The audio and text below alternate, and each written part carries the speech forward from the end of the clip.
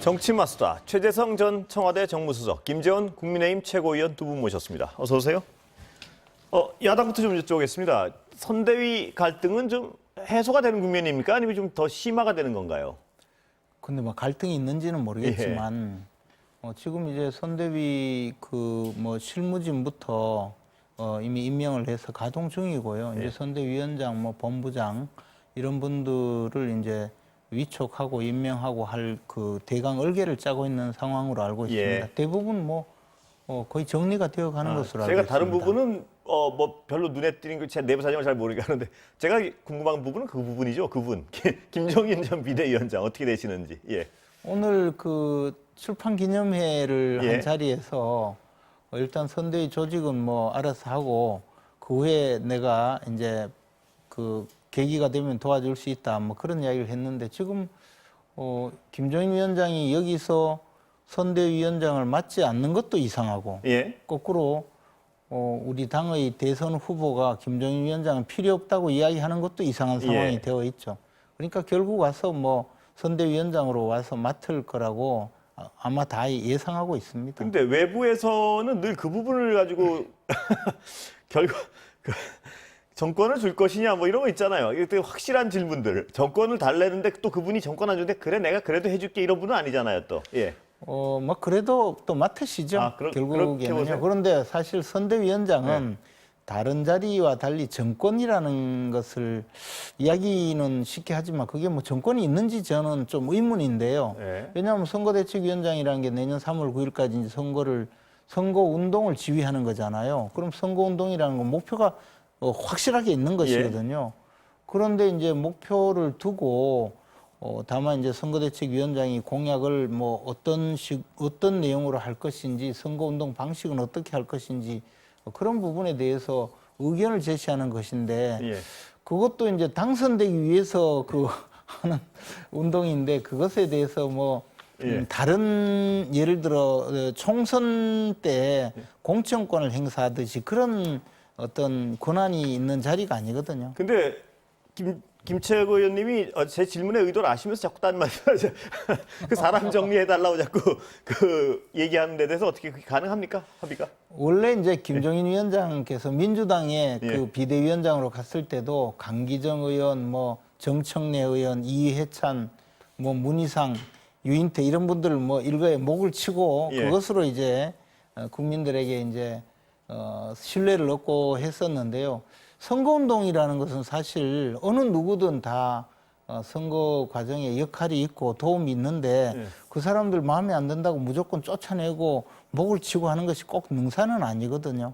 그래서 이제 말씀으로는 그런 사람이 필요하겠느냐 이렇게 이야기해도 실질적으로 그 도움이 되는 자리에서 일을 하고 있다면 꼭 내치거나 하지는 않을 거라고 생각합니다.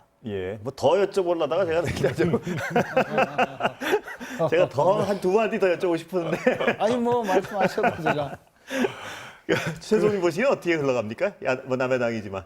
원래 이제 지방선거나 총선 선대위하고 대통령 선거 선대위하고는 완전히 다릅니다. 총선 선대위의 경우에는 소위 말해서 이제 대표나 이제 비대위원장이죠. 전권을 갖게 된다는 거는 이제 이 공천권을 갖게 되고, 그리고 그 이후에 이제 선거를 진두지휘하게 되는 건데, 대선의 경우에는 대선 선대위 인사가 굉장히 방대합니다. 그 다음에 대통령 선거 끝나는 날까지 또 예산 집행을 해야 되거든요. 그래서 총선이 공천을 인사라고 한다면 대선은 선대위 구성 자체가 방대한 인사입니다. 그리고 이것이 이제 집권을 하게 되면 대선에서 이기게 되면 인수위 구성을 하게 되고 이 인수위에서 차기 정부 이제 구도들이 만들어지게 되는 거죠. 따라서 김종인 위원장님이 얘기하는 전권이라는 것은 대선 선대위 특성상 인사권을 중심으로 한 권한을 이야기를 하는 걸로 보여지고요. 이것이 이제 이 김종인 위원장의 전권 선대위원장으로서의 역할과 집권하게 된다면 뭐 차기 정부에서의 역할, 차기 권력에서의 역할, 또 이준석 대표 같은 경우는 지금 조금 이렇게 빠지고 있는 형국이잖아요. 예. 저는 그걸 이제 종로 출마 각으로 예. 해석을 그러세요? 예. 하는데 예. 스스로 고양이 목에 방울 달듯이 할 수는 예. 없으니까 선대위 전권을 김종인 위원장한테 주고 이준석 대표는 좀 빠지고 그리고 종로 공천을 김종인 위원장이 이제 정리를 해주는 이런 수순으로 가는 게 아닌가. 그렇다면 생각이 듭니다. 선대위 인선이 지금 최 성님 말씀도 그렇고 인선이 정권의 어떤 핵심이라면 다시 그 질문으로 다시 돌아갈 수밖에 없는데요. 어떤 이러이러한 사람은 안 될 거라는 걸 당신들이 알지 않아. 이 자세 같은데. 그러면 스스로 알아서 좀 정리할 사람 정리해주고 해야지 어떤 이 화학적 결합이 가능할 것이다. 이게 외부 관측인데 그 부분은 어떻게 보세요? 그런데 이제 이 윤석열 후보 입장에서 이미 경선을 거치면서 많은 사람들을 봐왔고 예. 또 자신의 경선 과정에서 역할을 한 분들이 있고 그분들을 선대위의 주요한 자리에 임명을 해서 그 본선에서도 그러니까 이제 대통령 선거 과정에서도 역할을 하기에 맡긴다면 그것을 예를 들어 선거대책위원장을 맡으면서 저 사람은 그 배제해 달라고 요구하는 것이 과연 좀 합당한 일인지 아니, 합당 여부를 떠나서 김정인 위원장이 어떻게 욕을 하실지를 그것을 예. 잘 지금 뭐 교섭 중이지 않겠습니까? 예. 협의 예. 중이라고 굉장히 보고요. 대답을 안 하시네요. 제가 오늘 윤석열 후보 측 발언 한번 들어보고 제가 추가로 좀 여쭤보겠습니다. 예, 오늘 출판 기념회 김종인 전 비대위원장 정치개혁뿐만 출판, 아니라 이 국가의 대개조가 필요한 그런 시점에 또다시 우리 김 박사님께서 역할을 또 하셔야 될 때가 이제 다가오고 있지 않는가. 그동안에 또 쌓아오셨던 이런 경륜으로 저희들을 또 잘 좀 지도해 주시고 제가 김채고 의원님 말씀은 약간 곤란하실 수도 있을 것 같아요. 일단 여당에 여쭤보겠습니다. 김종인 비대위원장의 역할은 필수적이라고 보세요. 야당으로선 한번 정치 평론가로서 한번 진단 좀 해주시죠. 저는 개인적으로 이제 선대위원장을 보통 이제 당 대표가 하지 않습니까? 굉장히 이례적인 상황인데요. 그러면 이제 국민의힘 스스로가 위기 상황으로 생각하는 거는 아닌 것 같고, 예. 그래서 굉장히 이례적이고요.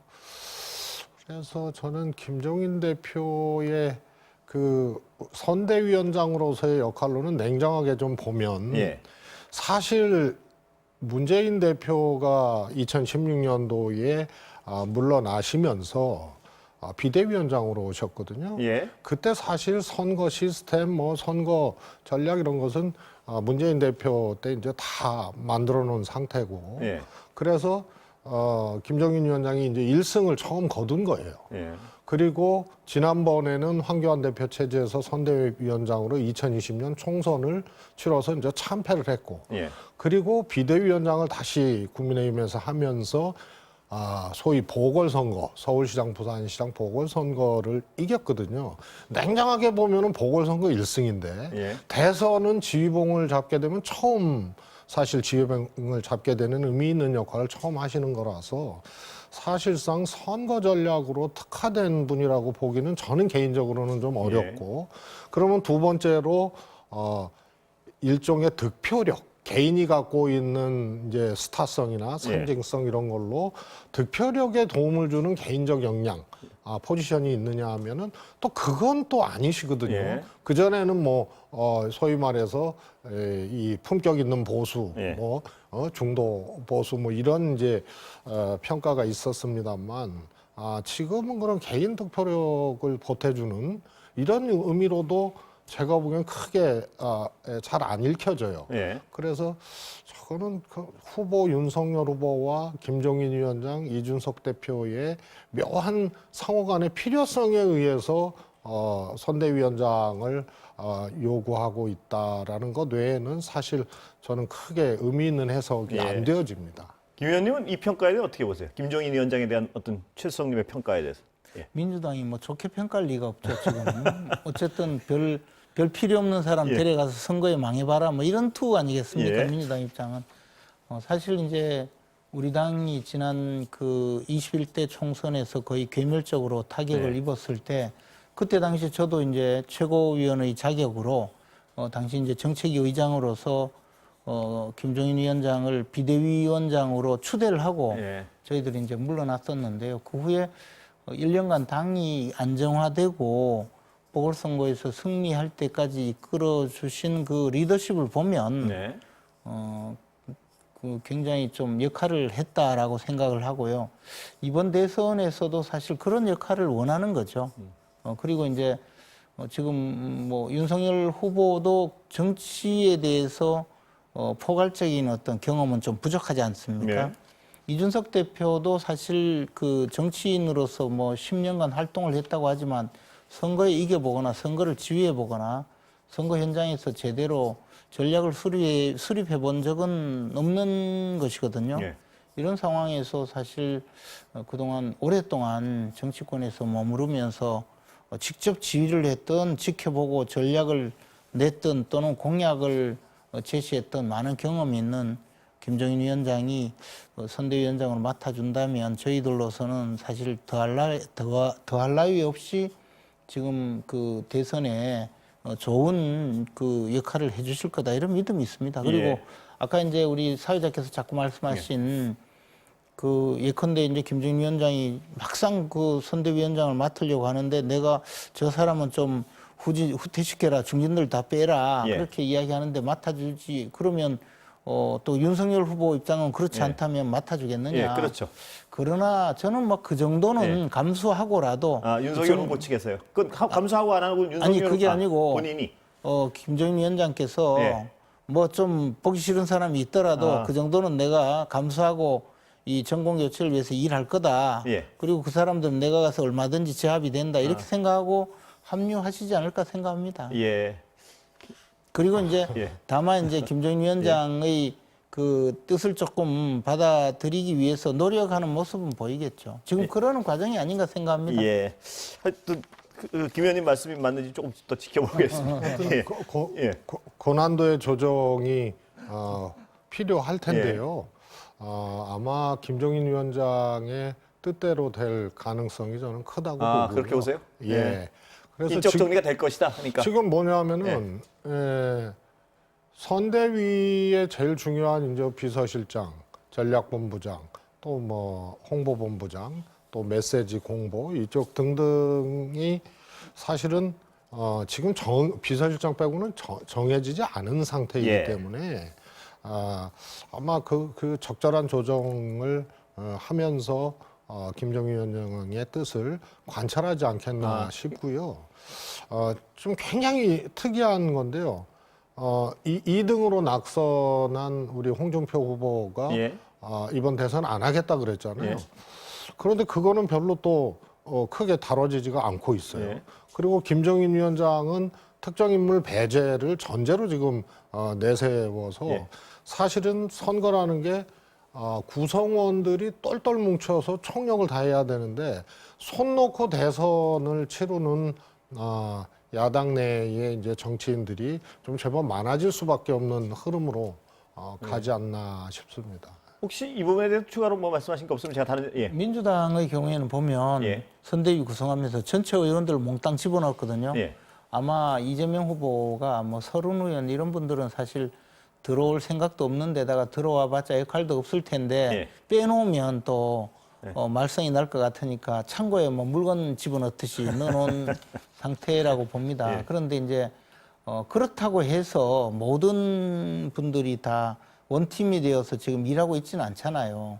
우리 당은 오히려 그보다는 훨씬 더 앞으로 각자의 역할에 맞춰서 소위 원팀이 되어서 활동하리라고 최선님 봅니다. 말씀하셨으니까 그 부분을 좀 질문드리겠습니다. 그 홍준표 후보의 역할론은 어떻게 되나요? 그 역할론이 할까요? 지금 완전한 어떤 다른 쪽에 계신 것 같은데요. 근데 위치. 예. 잘 보면요, 홍준표 의원이 그렇다고 해서 지금 윤석열 후보를 공격하거나 이재명 후보를 돕지 않잖아요. 예. 오히려 우리 당에서 좀 벗어날 수도 있는 홍준표 의원의 지지자들을 오히려 끌어가고 있거든요. 네. 이것은 대선에서는 큰 도움이 되리라고 생각합니다. 예. 이분들이 그래도 홍준표 의원과 함께 뜻을 같이 하고 있으면서 그래도 우리 후보를 지지할 수 있는 또 가능성이 높아지거든요. 이것은 이제 2012년, 2008년 대선 때, 2007년 대선 때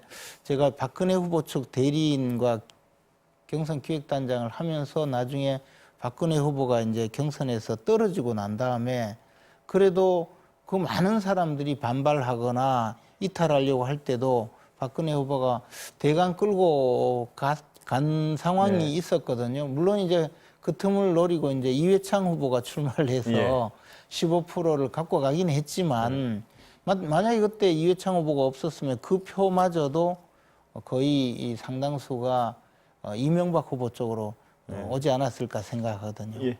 뭐 저는 여기다 추가. 대선을 치르다 보면요, 총선은 이제 공천 갈등, 이게 이제 제일 큰 어려움이고요. 대선은 대통령 선거 투표 날까지 굉장히 여러 가지 일들이 캠프 내에서 일어나게 됩니다. 그래서 배제 선대위거든요. 지금 국민의힘은 일단 접전을 벌였던 홍준표 후보 합류 안 한다 그랬죠. 그 다음에 이준석 대표였던 뒷걸음질 치고 있죠. 그 다음에 김종인 대표는 등장을 하면서 또 배제를 요구를 하고 있단 말이에요. 그래서 선거라는 것은 사실 원팀이라고 이제 표현을 하셨는데 조금 결합도의 차이는 있을지언정 당내 역량을 하나로 다 결집하는 게 굉장히 중요한 건데 역대 어떤 대선에서 지금 국민의힘과 같이 접전했던 후보 빼고 대표 뒷걸음질 치고 근데 여당도 여쭤보지 않습니까? 이낙연 후보나 서른 의원 등은 합류를 했죠. 화학적 결합이 가능합니까? 지금 보시기에? 화학적 결합은 두 번째 문제거든요. 일단 구조적으로 선대위에 합류를 하느냐의 문제인데 실질적으로 지금 굉장히 이례적인 풍경이에요. 국민의힘이 역대 그런 적이 없어요. 아니, 오히려 아마 2002년도에 노무현 후보 때 후보 교체론을 얘기를 하고 또 후단 협이라고 얘기했던 그분들이 막 후단협. 탈당도 하고 그랬었잖아요.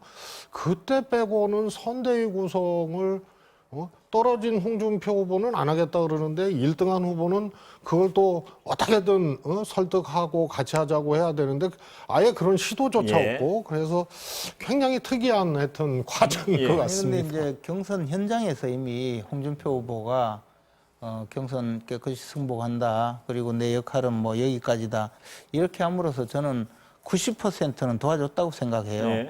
이낙연 후보는 그때 아무 말 하지 않고 나중에 이제 엉거주춤해서 끝까지 이제 가는 신용을 했지만 결국에 이제 그 심리적으로 함께 가지 못한 많은 분들이 있죠. 지금 이제 말씀하신 대로 무슨 그런 문제가 있다면 윤석열 후보의 지지율은 오히려 떨어져야 되고 이재명 후보의 지지율은 뭐 지지율 얘기 안 그래도 여쭤보려고 그랬는데 원팀으로 했으면 올라가야 되는데 지금 안 그렇잖아요. 그것은 말씀하신 대로 무슨 그 일치단결해서 선대위가 구성된 듯이 하지만 그 지지자들의 면면은 사실 정반대로 움직이고 있다고 봐야죠. 지지율 얘기 제가 좀 이따 여쭤보겠습니다. 이따도 어차피 시간이 있고 하나하나 근데 팩트 부분에 어떻게 전망에 대해서 좀 여쭤보려고 하는데 이준석 대표 종로 출마설에 무게를 실으시는데 동의하십니까? 지금으로서? 저는 뭐 이준석 대표가 어떤 형태로든 대선에 돕는 방향으로 나갈 거라고 활동할 거라고 생각을 합니다. 그것이 뭐 종로 출마하는 것이 도움이 된다면 또 종로구에 출마를 할 것이고요. 그런데 이준석 대표가 사실 제가 옆에서 보면서도 그런 이야기를 들었지만 언론에 나와서 이미 수차례 자신이 종로구에 출마하는 것은 적절하지 않다고 이야기를 했거든요. 출마 의사가 없다고 명백히 밝혔고 그런 상황에서 종로에 출마를 시키는 것이 과연 맞는 것인지 이제 지금은 조금 그 이야기는 당내에서는 좀 줄어든 것 같습니다. 그렇습니까? 그리고 오늘 이 얘기 꼭 본방에서 해야 될 것 같아요. 제가 좀 약간 진행을 빨리 했는데 그 윤석열 후보 오늘 내놓으신 부동산 공약이요. 1인 1가구 1주택 종부세 폐지론. 그거에 대해서 어떻게 보세요? 저는 뭐 1가구 1주택에 대해서는 종부세 폐지 방향이 맞다고 봅니다. 그리고 나머지 부분에 대해서는 종부세를 근본적으로 재검토하겠다는 것이고 근데 지금 이미 국회에서 종부세 예를 들어 그 면세 한도, 종부세 부과 한도에 대해서 이미 재논의가 이루어지고 있거든요. 그런 방식 또는 뭐 올해 들어서 이제 과세 당국에서 종부세를 대폭 올렸거든요. 예. 그래서 실제로 집을 갖고 임대업을 하거나 집만 가지고 있는 고령층에게는 거의 한 몇 년 지나면 집값을 그냥 나라에서 몽땅 걷어가는 그런 정도의 이 상황이 되어서 종부세가 징벌세처럼 운영이 되기 때문에 지속 가능하지 않다고 봅니다. 예. 이것은 뭐 지금 2, 3년 동안은 할 수가 있을 겁니다. 이제 집값에 대해서 어떤 형태로든 집값이 올라가니까 뭐 종부세를 때리더라도 뭐 차액이 생기니까 예. 가능하다 할 수 있겠지만 장차 이 종부세는 그대로 이어갈 수 없거든요. 오래 가지 않아서 반드시 재검토를 해야 되는 상황인데 뭐 적절하게 지금 예, 이야기하고 부동산 있다고 가격이 예를 봅니다. 들어서 새 정부의 어느 쪽이 들어서더라도 새 정부의 정책에 좀 떨어지면 종부세 부담도 자연스럽게 그 법의 원래 취지에 맞게 살리면서 떨어질 수 있는 거 아닌가요? 지금 시가가 떨어진다고 해서 그 종부세의 그 세율을 2배 정도 올려놓은 상태에서 이 부담이 줄어든다고 볼 수가 없고요. 예. 아무리 시가가 올라갔다 하더라도 과세 표준은 그만큼 올라가지 않았거든요. 예. 그런데 시가가 내려온다고 과거에 보면 과세 표준을 내리진 않았어요. 예. 그래서 이제 그런 경우가 사실은 국민들에게 이 부동산을 보유하는 것을 무슨 죄악세처럼 예. 부동산을 보유하고 있다고 해서 응징하듯이 그렇게 세금을 운영하는 것은 과거 노무현 정권 때도 결국은 실패했고 이번 문재인 정권 때도 결국은 실패하고 있다고 생각합니다. 예. 교수님. 예. 저는 저건 포퓰리즘도 아니라고 봐요. 뭐냐면 이명박 박근혜 정부 때도 종부세 폐지는 안 했거든요. 예. 그리고 종부세 종부세 폐지한다는 게 재검토한다잖아요. 일가구 일주택 폐지라는 거는 예.